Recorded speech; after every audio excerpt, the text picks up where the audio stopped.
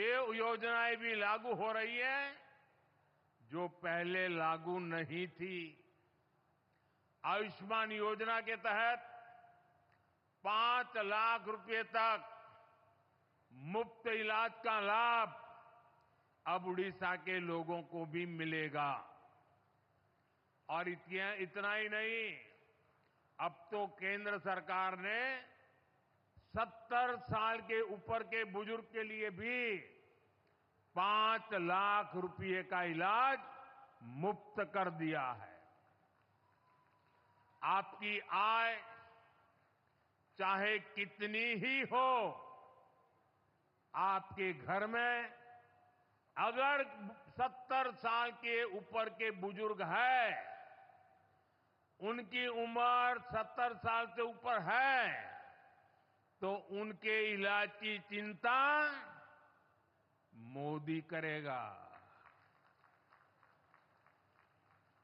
लोकसभा चुनाव के समय मोदी ने आपसे वायदा किया था और मोदी ने अपनी गारंटी पूरी करके दिखाई है। साथियों, गरीबी के खिलाफ भाजपा के अभियान का सबसे बड़ा लाभ उड़ीसा में रहने वाले दलित, वंचित और आदिवासी समाज को मिला है। आदिवासी समाज के कल्याण के लिए अलग मंत्रालय बनाना है। आदिवासी समाज को जड़, जंगल, जमीन के अधिकार देने की बात हो, आदिवासी युवाओं को शिक्षा और रोजगार के अवसर देना हो, या ओडिशा की आदिवासी महिला को देश की माननीय राष्ट्रपति बनाना हो, ये काम पहली बार हमने किए हैं। साथियों, ओडिशा में कितने ही ऐसे आदिवासी इलाके, कितने ऐसे जनजातीय समूह थे जो कई कई पीढ़ियों तक विकास से वंचित थे। केंद्र सरकार ने जनजातियों में भी सबसे पिछड़ी जनजातियों के लिए पीएम जनमन योजना शुरू की। ओडिशा में ऐसी 13 जनजातियों की पहचान की गई है। जनमन योजना के तहत सरकार इन सभी तय विकास योजनाओं का लाभ पहुंचा रही है। आदिवासी क्षेत्रों को सिकल सेल एनीमिया से मुक्त करने के लिए भी अभियान चलाया जा रहा है। पिछले 3 महीने में इस अभियान के तहत 13 लाख से ज्यादा लोगों की स्क्रीनिंग की गई है। भाइयों और बहनों, आज हमारा देश पारंपरिक कौशल के संरक्षण पर भी अभूतपूर्व रूप से फोकस कर रहा है। हमारे यहां सैकड़ों हजारों वर्षों से लोहार, कुम्हार, सुनार, मूर्तिकार जैसे काम करने वाले लोग रहे हैं।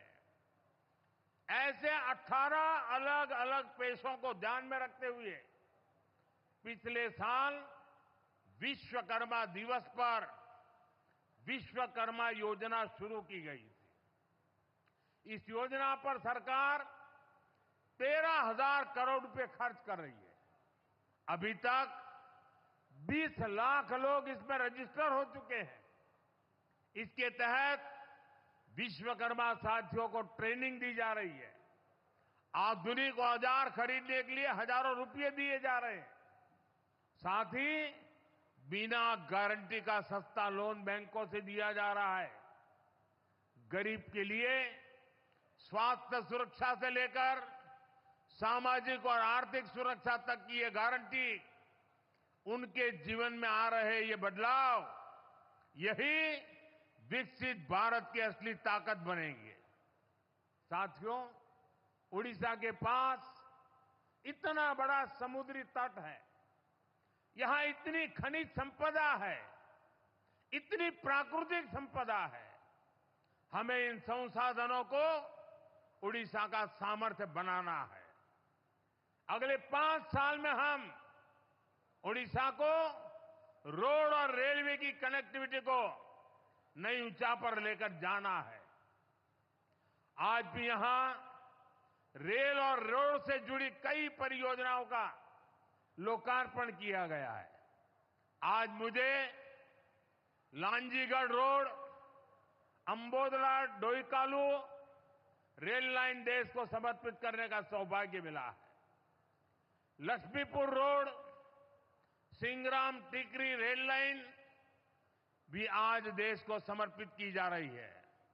इसके साथ ही Dhenkanal, Sadashivpur, Hindol road rail line भी राष्ट्र को समर्पित किए जा रही है। पारादीप से कनेक्टिविटी बढ़ाने के लिए भी आज काफी काम शुरू हुए हैं। मुझे जयपुर नवरंगपुर नई रेलवे लाइन की आधारशिला रखने का सौभाग्य भी मिला है। इन प्रोजेक्ट से उड़ीसा के युवाओं के लिए बड़ी संख्या में रोजगार के नए अवसर तैयार होंगे। वो दिन दूर नहीं जब पुरी से कोणार्क रेलवे लाइन पर भी तेजी से काम शुरू होगा। हाईटेक नमो भारत रैपिड रेल भी बहुत जल्द ही ओडिशा को मिलने वाली है। ये आधुनिक इंफ्रास्ट्रक्चर ओडिशा के लिए संभावनाओं के नए द्वार खोलेगा। साथियों, आज 17 सितंबर को देश हैदराबाद मुक्ति दिवस भी मना रहा है। आजादी के बाद हमारा देश जिन हालातों में था, विदेशी ताकतें जिस तरह देश को कई टुकड़ों में तोड़ना चाहती थी, अवसरवादी लोग जिस तरह सत्ता के लिए देश के टुकड़े टुकड़े करने के लिए तैयार हो गए थे, उन हालातों में सरदार पटेल सामने आए। उन्होंने असाधारण इच्छा शक्ति दिखाकर देश को एक किया। हैदराबाद में भारत विरोधी कट्टरपंथी ताकतों पर नकेल कसकर 17 सितंबर को हैदराबाद को मुक्त कराया गया।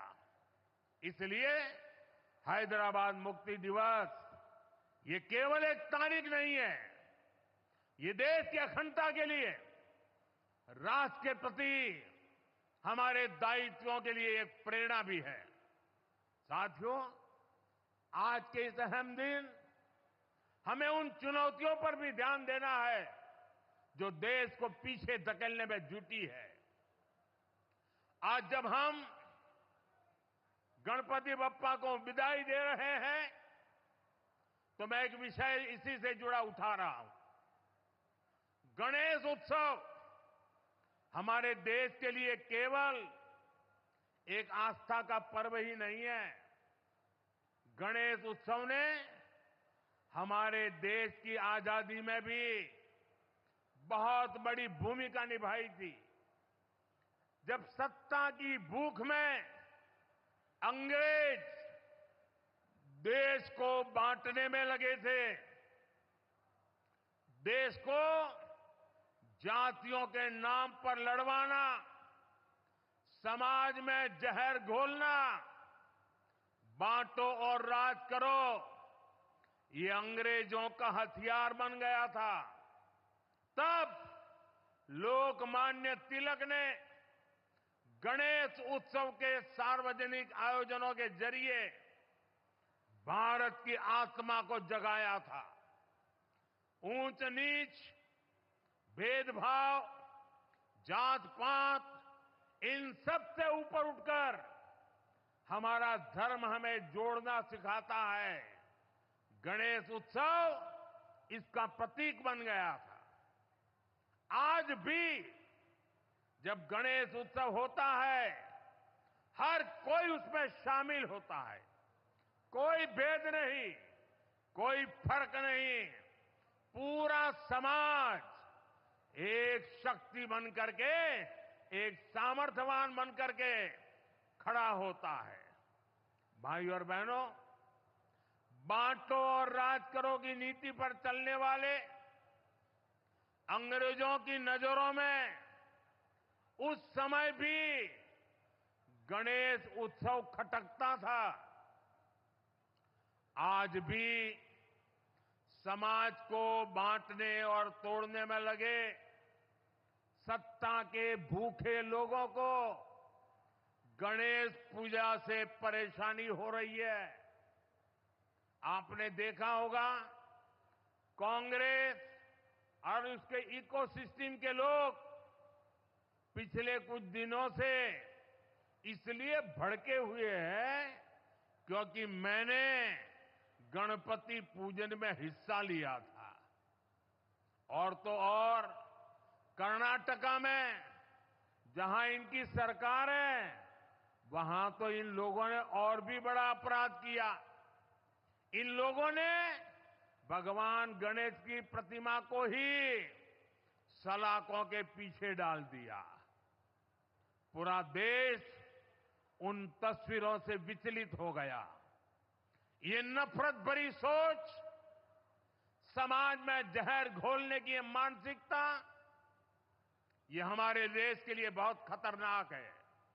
इसलिए ऐसी नफरती ताकतों को हमें आगे नहीं बढ़ने देना है।